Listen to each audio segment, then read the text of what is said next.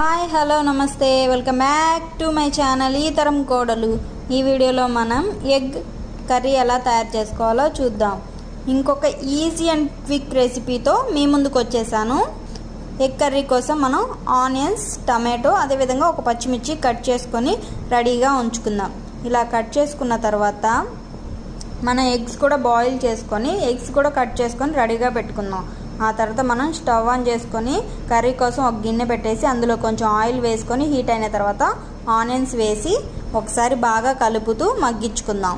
ఈ విధంగా ఆనియన్స్ కొంచెం సేపు మగ్గిన తర్వాత అందులోకి మనం టమాటో, అదేవిధంగా పచ్చిమిర్చి కూడా వేసేసి టమాటో బాగా మగ్గే వరకు కొంచెం సేపు మూత పెట్టి మగ్గనిద్దాం.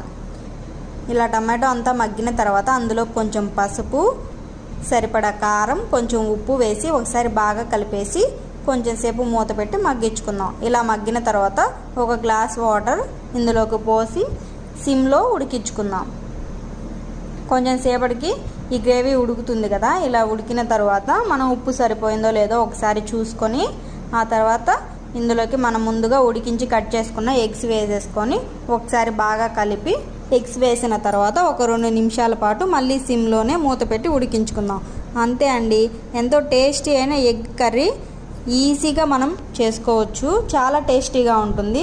Please like, share and subscribe to my channel.